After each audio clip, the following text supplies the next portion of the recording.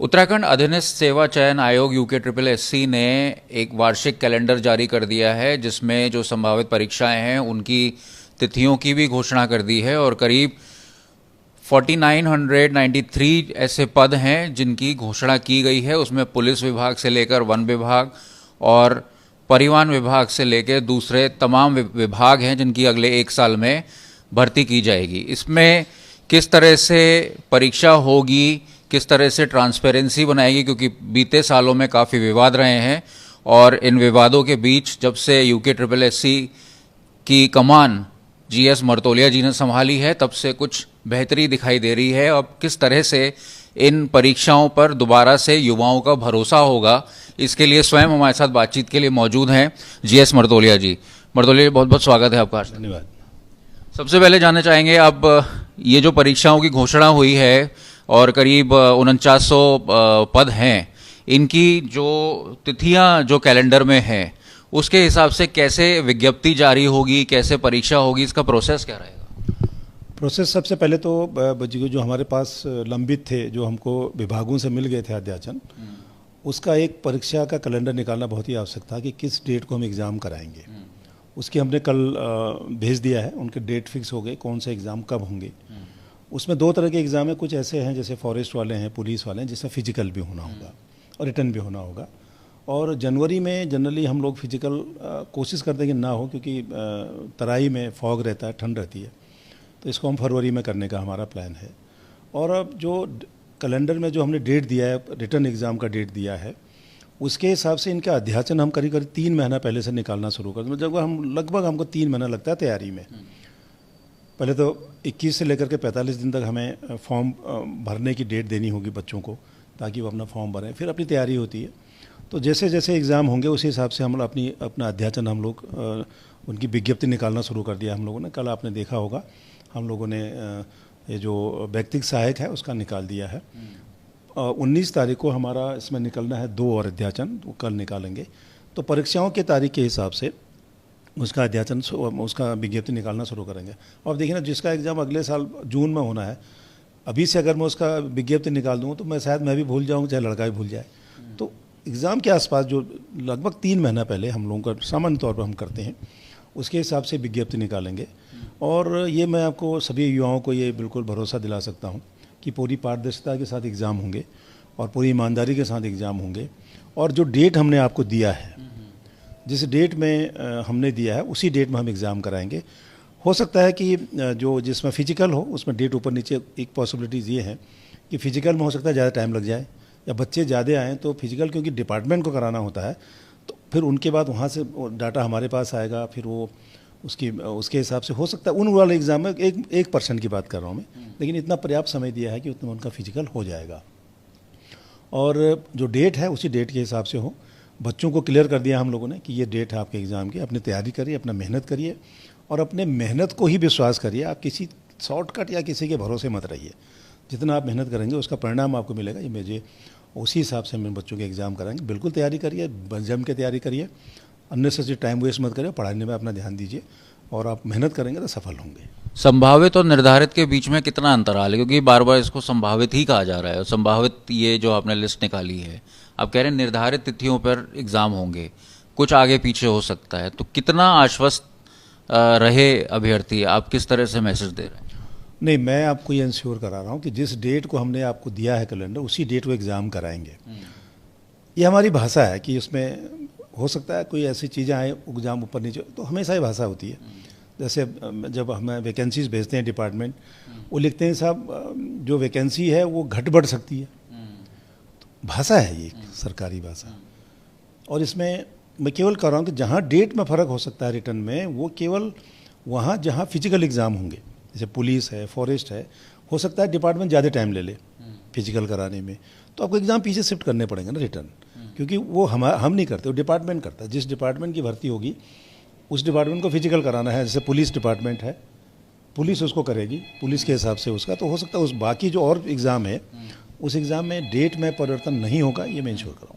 अच्छा, ये एक पेपर लीक को लेकर काफ़ी समस्या रहती है, अभ्यर्थियों के दिमाग में कई सवाल रहते हैं, आपने इसमें सरकार ने एसटीएफ की इंक्वायरी भी करी, धरपकड़ गए जो भी पेपर लीक में शामिल थे, फिर आपने पद ग्रहण किया यूकेएसएससी का, आपने कहा हम इसको पुख्ता बनाएंगे।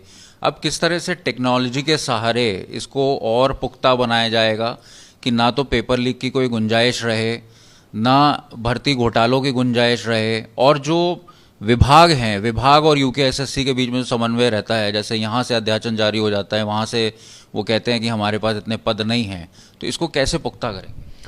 नहीं, अब देखिए ना, अध्याचन तो ऐसा डिपार्टमेंट का ही काम हुआ। कितने पद होंगे वो तो डिपार्टमेंट तय करेगा, मेरा काम नहीं उसको कम ज़्यादा करने को, डिपार्टमेंट का काम है। ये तो रहा अध्याचन की बात। दूसरी महत्वपूर्ण बात जो है कि पेपर लीक हो गया, नकल हो गई, ये सब चीज़ें हैं। देखिए, अगर इन चीज़ों को रोकना है तो पहला तो जो कैंडिडेट है, लड़के हैं जो बेरोज़गार हैं, जो परेशान घूम रहे हैं या एग्ज़ाम की तैयारी कर रहे हैं, आप ये तय कर लो कि मैं नकल नहीं करूँगा, मैं अपनी मेहनत करूँगा, अपने मेहनत से मैं एग्ज़ाम दूंगा, तो आधी चीज़ें उसे ड्रॉप हो जाएंगी। अगर मैं मार्केट में पैसा लेके घूम रहा हूँ, आपको लोग बेवकूफ़ बना रहे हैं, मैं आपको भर्ती करा दूंगा, क्यों विश्वास करते हैं आप अपने मेहनत पर विश्वास करो ना। आप शॉर्टकट जाने की कोशिश क्यों कर रहे हो? आप शॉर्टकट जाने की कोशिश फंसोगे, पैसा भी ले जाएगा आपका, भर्ती भी नहीं होंगे। तो इसलिए ये थैला लेके घूमने, कितना क्या है, इतना पैसा आपके पास, गरीब लोग हैं सब हम पहाड़ के लोग। आप मेहनत करिए, अपने मेहनत पर विश्वास करिए, आप किसी चक्कर में, किसी दलालों के चक्कर में मत पड़िए।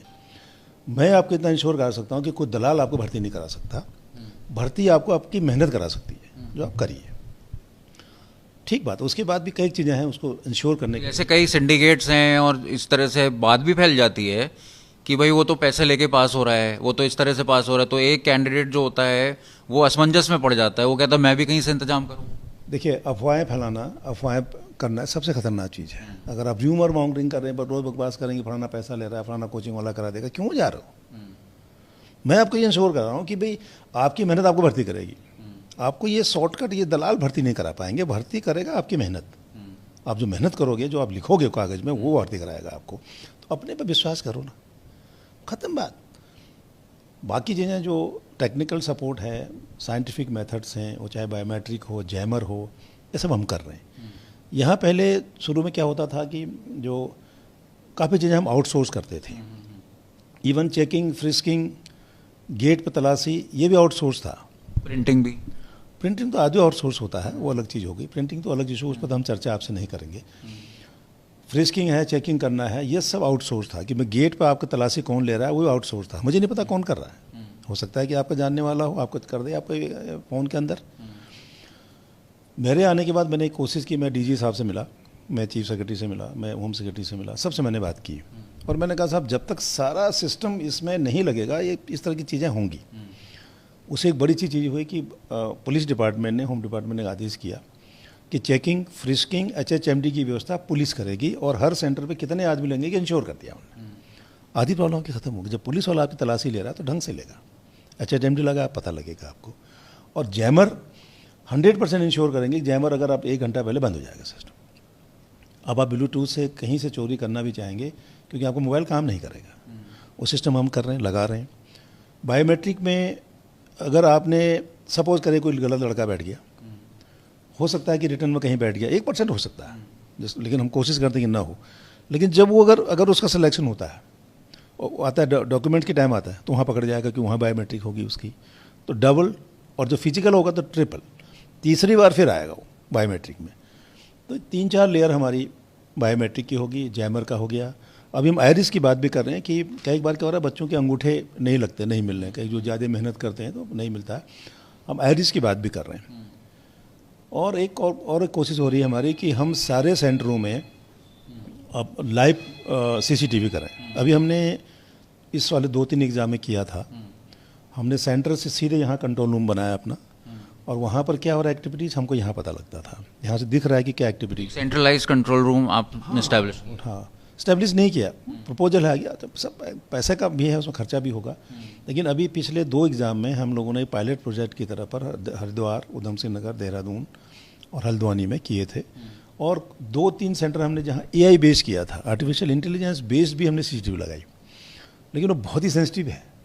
अगर आपका थोड़ा सा भी बिहेवियर नॉर्मल दिखाई देगा तो वो आपको अलार्म करेगा। जब मैं यहाँ लिख रहा हूँ कोई दिक्कत नहीं होगी, या हमने टेबल पीछे किया, टेबल हाथ लगाया या कुछ करने की कोशिश की, तो वो आपको एक्टिविटीज़, आपकी हरकतों को बताएगा हमें। उसमें भी हम लोग जाने वाले हैं, टेंडर करने की करेंगे कोशिश, हम जल्दी उसमें भी करें। तो जो भी एक सपोर्ट है इन सब चीज़ों को रोकने के लिए हम पूरा करेंगे। और दूसरी चीज़ है, सबसे बड़ी चीज़ है कि डिस्ट्रिक्ट एडमिनिस्ट्रेशन का उसमें कितना इन्वॉल्वमेंट है। अब हम लोग को जब मैंने ये काम और किया, जब मैं यहाँ आया तो जब हमारा पहला छोटा एग्ज़ाम कराया हम लोगों ने सचिवालय सुरक्षा का, 30 पद थी, ऐसे ही कुछ था, और छोटा एग्ज़ाम था, लेकिन हमने उसको ऐसे लिया कि जैसे 2 लाख लोग बैठे हों।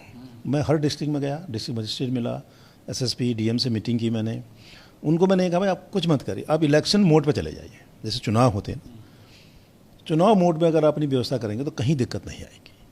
तो मैं हर आदमी को सेंसिटाइज किया मैंने तब भी, और मैं अभी भी जो भी एग्ज़ाम होता है उससे पहले मैं सभी डीएम एसएसपी से बात करने की कोशिश करता हूँ। और एक बहुत अच्छा चिट्ठी चीफ सेक्रेटरी साहब की है पुरानी, यहाँ पर उसको पढ़ेंगे, अगर उसको पूरा इम्प्लीमेंट कर देना तो बहुत चीज़ें आसान हो सकती है। तो मैं जब भी एग्ज़ाम होते हैं उस चिट्ठी को जरूर भेजता हूँ डीएम एसएसपी को कि कृपया इस पत्र का अवलोकन कराएं आप।